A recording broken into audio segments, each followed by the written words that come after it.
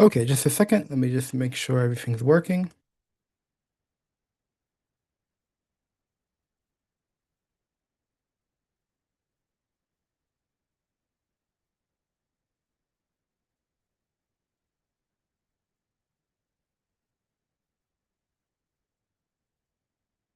Okay, let me just test the sound.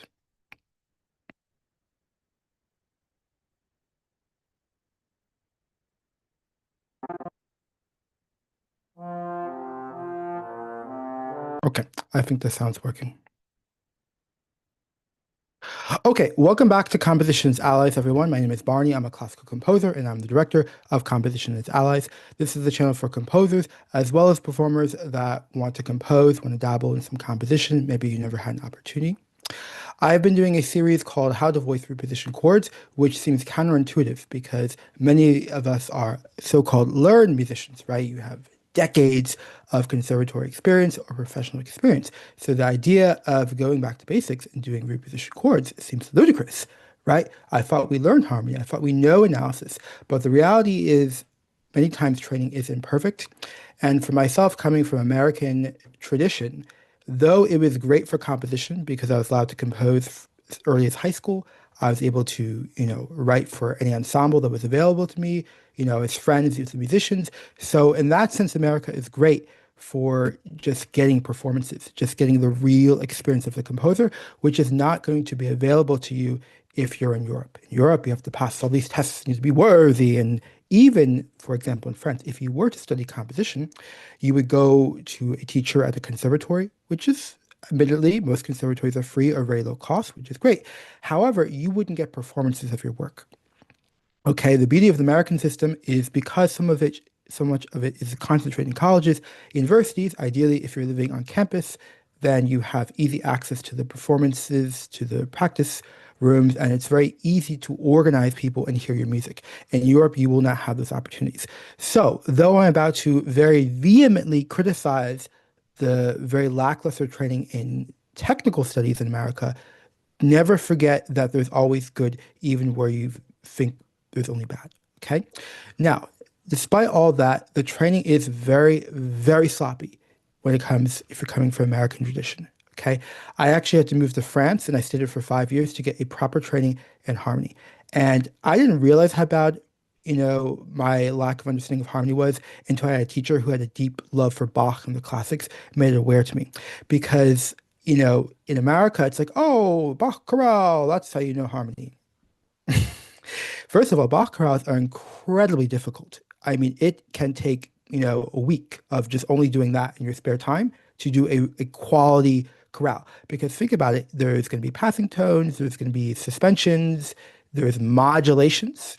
Bach chorales are actually ideal for fugue study. If you do love the Bach chorale, it's really much better suited for fugue study because the different keys that Bach goes to are the same keys that he would like to go to in a fugue. So don't get me wrong, Bach chorales are great, but when it comes to harmony, we really need to start from the basics. And unfortunately, for many of us, it's a very analysis-based method. It's like looking, it's a passive coupled with the fact that you will find composers at conservatories who have the gift of gab, and they will awe you or intimidate you with just nonsense. Okay.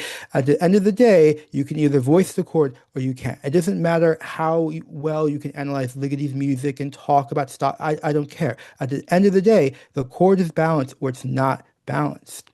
And we come to see that when we get to orchestration and you're struggling, this is ridiculously difficult. I have 10 years of training. Why is it so difficult?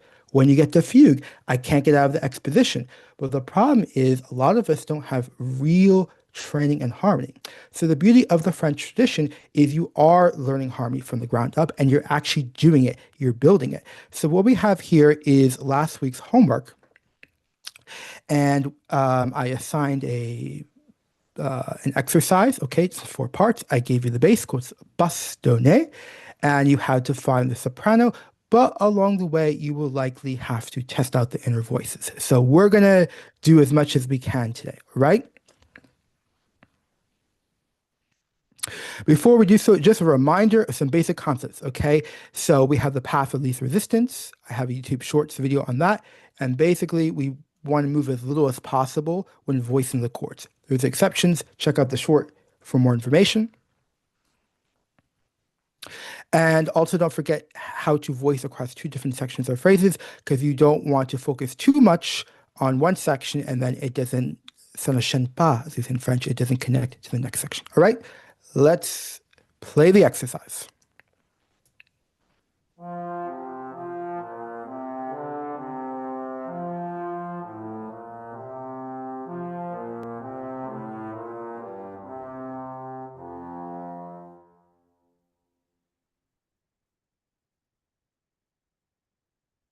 All right. The most important thing, I have to say, because it is so crucial, is you have to determine the key. Okay. So we see it starts on F, ends on F, and we see a 5-to-1 relationship at the very ending. So it's F major. No discussion if that is difficult or there's any hesitation, then it's a serious problem. You have to rectify it because you will struggle royally when it comes to everything else. All right. Now we're going to test out our soprano. So as you can see here, I plugged in soprano for some of the key moments. So the starting chord, right, the A, the ending chords, the 5-to-1, as well as, some of the cadences in between. For these exercises, just a tip, rule of thumb, you always want to start with the third in soprano. If it doesn't work out, it doesn't work out. But your impulse should be with the third. It's just going to get you on the right echelon to start. Otherwise, you're probably going to get stuck on a pedal, or you're just going to get like, you're going to end the piece or something like that, okay? So let me go ahead and play it.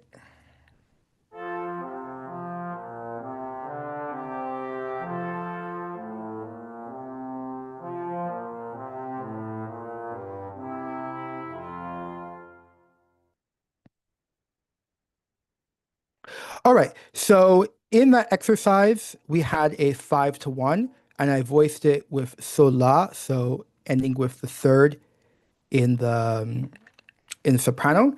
And this is what we're going to do if we want to continue the motion. All right, let me go ahead and play just in isolation. So for root position chords, if you have a 5-to-1 cadence in the middle of the exercise, you basically have to voice it this way. Now, the inner voices, of course, you can change, of course, you can change the registers and all that, but basically it's going to have to be this. Otherwise, you might end the piece. So here I have the leading tone to tonic in the soprano, and that means we have an octave on the tonic chord between soprano and bass. It automatically ends the piece. Okay. Now, certainly in piano sonatas and in just, of course, in symphonies, because the arc is so much larger, just on its own, a perfect authentic cadence isn't going to end the piece, so probably will end the phrase. It will depend more on just how intense, and there's other factors that determine how complete it's going to be. But keep in mind, these exercises are very short, very quick, 20, 30 seconds, maybe 8, 9 measures. So you cannot have a perfect authentic cadence, meaning leading tone to tonic on a 5-to-1 for root position chords. You cannot have it unless it's the ending of the piece.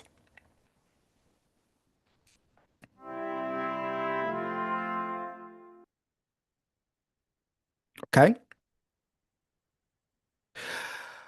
There is also the possibility of what I call the pedal soprano. So the soprano stays on the same note. This is not very common because it's just going to be less interesting. We want the drama in the soprano. We want melody in soprano. It's more common for an inner voice to stay on the pedal.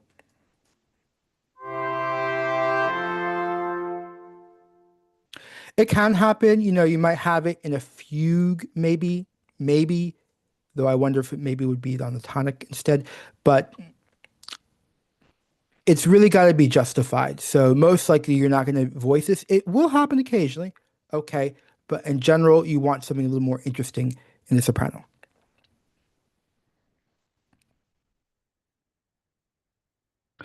Okay, so we want to keep the same positions wherever possible. So let me explain.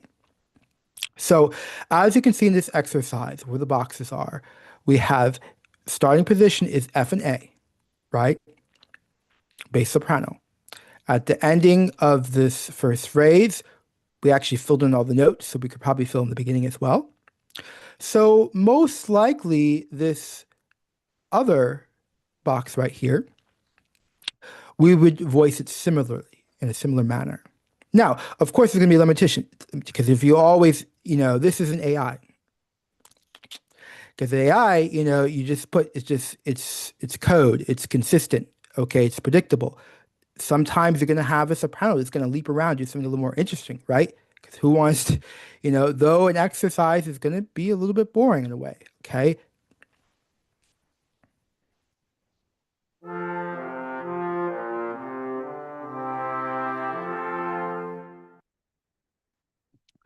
But nevertheless, most likely we want to put that A in the soprano for this note here, but we'll see. Maybe it won't work.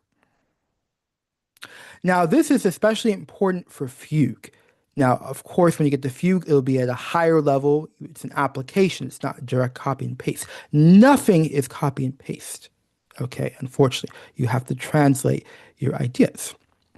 So what we have here is a fugue exercise. It's called basse fugue. Okay, basse donnée is French. It means you have the bass is provided, which is what we're doing in general. But specifically in fugue, it's called a basse fugue. Okay, I'm actually going to change that real quick.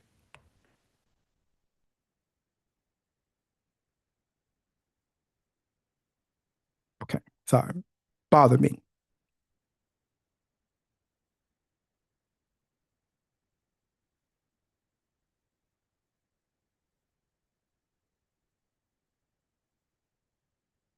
Okay, so we have a basse fugue, okay, which is a basse donnée. And so you have the completed bass line from a fugue, and you have to figure out the other four parts. If you're watching How the French Learn Fugue, you're probably already familiar with it. But the principle of positioning the same spot is applied here in fugue. So as you can see in yellow, I have do la do, okay, si sol si, la fa la. Okay, it's clearly a pattern, it's clearly a sequence. Now, we have not done sequences just yet in this series. And in some series, they don't do sequences or modulations for reposition chords. They wait till later. I actually think I will be bringing this in very soon, if not maybe even next week, if we have time after we finish the exercise, because if you want to do fugue, you definitely need to get ready with the sequences, modulations, especially orchestration, especially. So I think I might be modifying some things. Now, some French schools, they do bring in fugue and modulations earlier. The Henri Chalon, which is the model for me, he doesn't bring it till book two, till after we've done first inversion and second inversion. But I think that's too late because I know a lot of us are starting very late and we're just c'est rapide, we say in French. You have a sense of urgency. So just pay attention. I will probably start bringing in very soon to help you guys out. But nevertheless, we see do la do, okay, C A C, okay, B flat G B flat, A F A. So we have a pattern. So that means we're going to be looking for the soprano because this is the bass, okay? And I see C A C, maybe I would look for the E, okay, depending on maybe it's the F I'm going to harmonize on top. I want a complementary note. But the point is, I'm going to decide that soprano for the fugue. And whatever I decide here, I'm going to transpose down here. I'm going to transpose down here. So it's an application of keeping the same positions, right? You see something identical and you want to keep the same position. I mean, it's symmetry. Here, we can't keep the same positions because it's a sequence, but you're going to lower down a second, lower down a second. Now, certainly for this exercise, it's very advanced, so they're probably expecting you to do some variation. There might be suspensions, all kind of fancy things.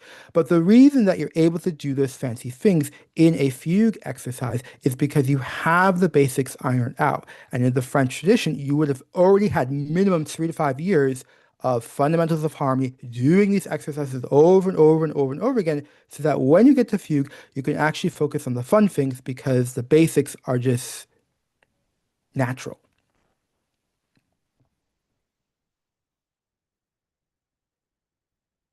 Okay, so we want to keep the same position. So as you can see here, I just basically copy and paste it.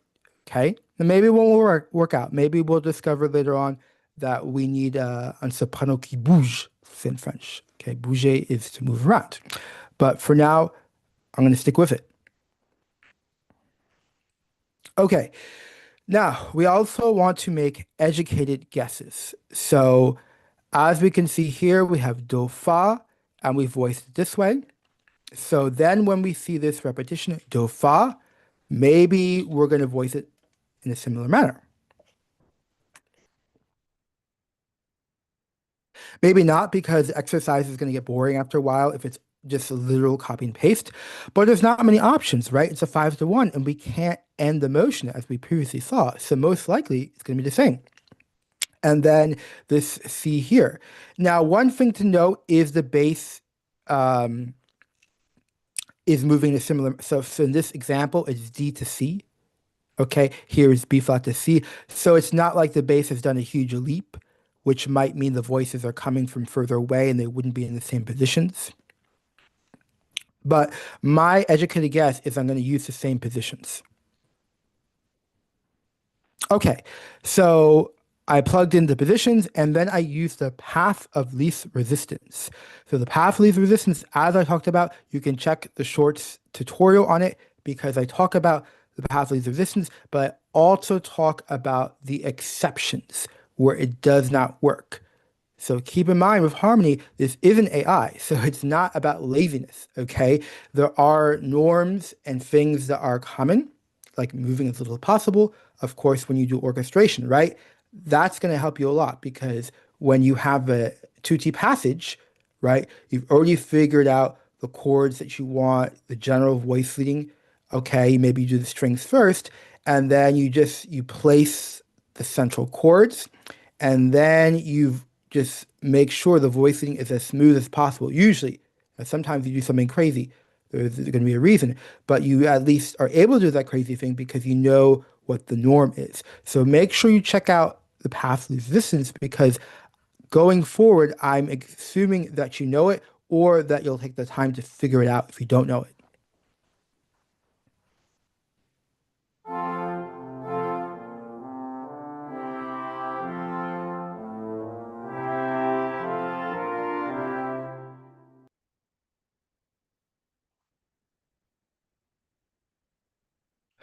Okay, voice across two phrases. This is another flashback, okay? I talked about this in maybe episode 9 or episode 8, I think. So here we have phrase 1, and here we have phrase 2. And we got part of phrase 1, and then we got part of phrase 2. But we want to make sure that we can get across the phrase. So notice we have 5-to-1, 5-to-1, and the voice the same. So that probably tells me it's going to be easy to get across these two because they're not on different positions, right? Imagine this is an octave higher or a different level, and here we have a tighter spacing, C, E, G, but imagine over here we had wider spacing. Well, how are we going to get that? Now, a skilled composer or someone that's used to this can obviously find a way, but that might be a little cumbersome. And right now we're looking for just simple. This is training wheels, okay? And I understand for some of us, it's like feels oppressive because it's just so ridiculous. It's just so like pure and like like a laboratory. But you have to make sure that you understand like this is not composition. We don't want to hear this performed. Okay, might sound nice, but it doesn't offend anyone. It doesn't say anything. It does say something. It does say something. It's not total nonsense, but it's just not something you want to hear performed. So make sure you don't mix the two. Make sure when you compose that you're not trying to apply what you're learning here, because I promise you will misapply it and you'll just end up with music that you don't like and no one likes and it's just kind of boring and safe. Same thing you do fugue and orchestration. You can't mix the two. You have to do two separate things. You compose, and then you do these exercises. And what you'll notice, 6 to 9 months, you will see fundamental changes taking place. But you have to do the work to start seeing this, and you have to do the work on a regular basis. Okay.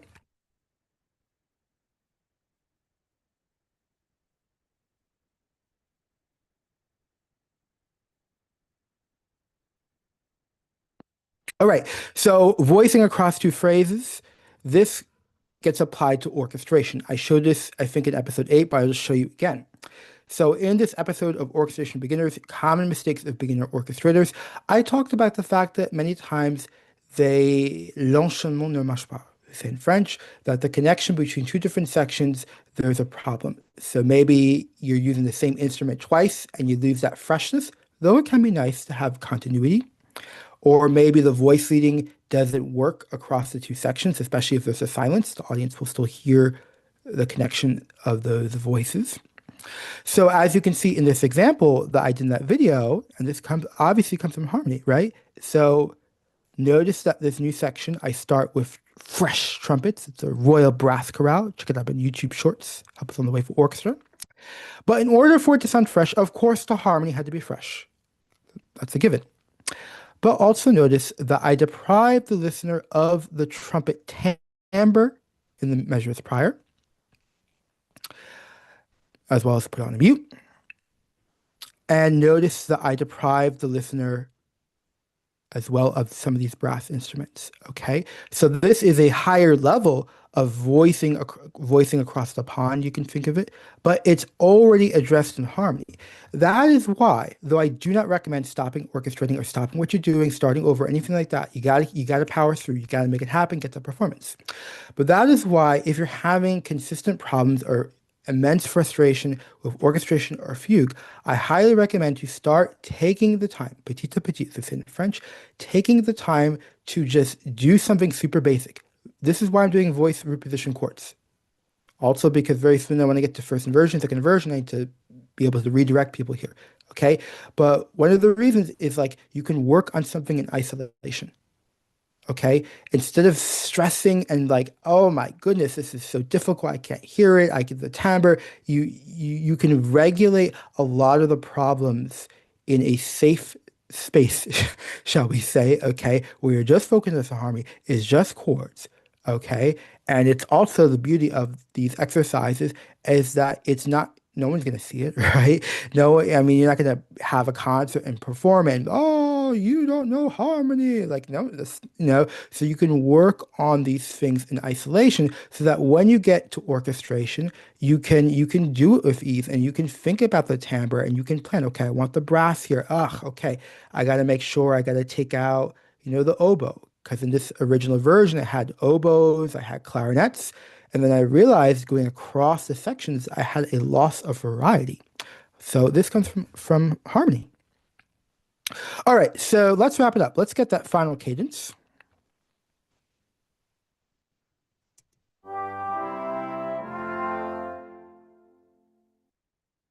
Okay, so we have the final cadence. We already got it early in the exercise, obviously leading to the tonic. Okay, be wary of 2-1. Probably do another episode. Bach does that, but that's because in its chorales, but that's because he was basically stealing melodies that date to the Renaissance or prior, and it gets very difficult to voice that within tonality. There's tricks that he does. Okay, we're always going to do leading to the tonic if it's a 5-1. Sometimes you can have a plagal cadence at the ending, but here we have a bastonnet, we have the given bass, so obviously it has to be leading to the tonic. Now, many times prior, we have to have the subdominant, and it's going to be a 2. Now, you'll notice that the soprano is leaping a third. The soprano certainly could stay in the same note because the G is also part of the 5 chord, right? C, E, G.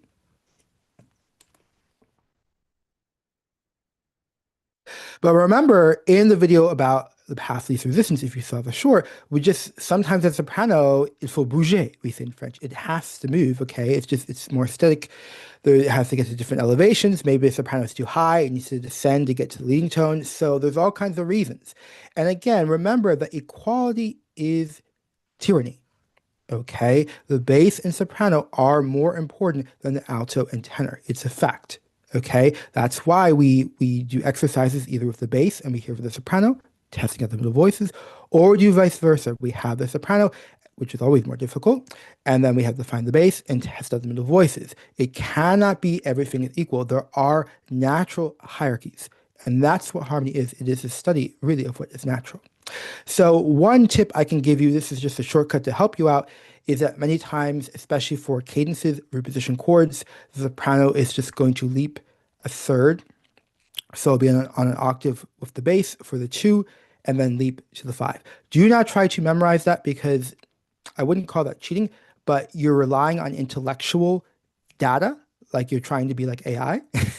And you can only gain this insight through experience. But if you are doing the exercises, then this is what we call a rappel. It's just a reminder of certain tendencies. And then once you start observing it, okay, once you've done the work and you start observing it, that's how you get better harmony much quicker.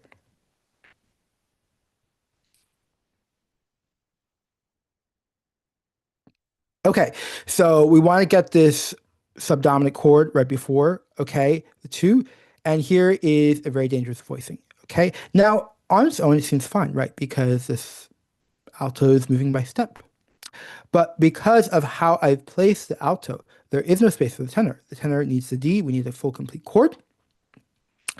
And it's just going to have to do some crazy leap into the five, okay? In fact, we would actually have, just realized, anti-parallel octaves, fifths, right? G to D, C to G.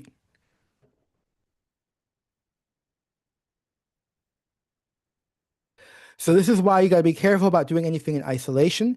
Generally, we're going to get the soprano and the bass, and the middle voices we kind of do at the same time. It's impossible to do two things literally at the same time, but you're calculating them at the same time.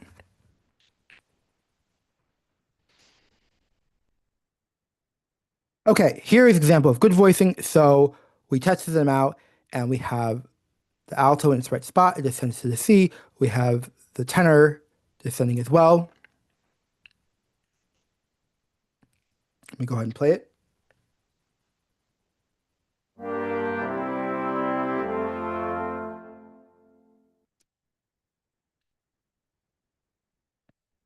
Also, make sure when you test them out that it works with the chords afterwards, right? If the chord on its own is balanced, but you can't nicely get into the next chords, that's probably a signal that there's something wrong, right? And you have to investigate that.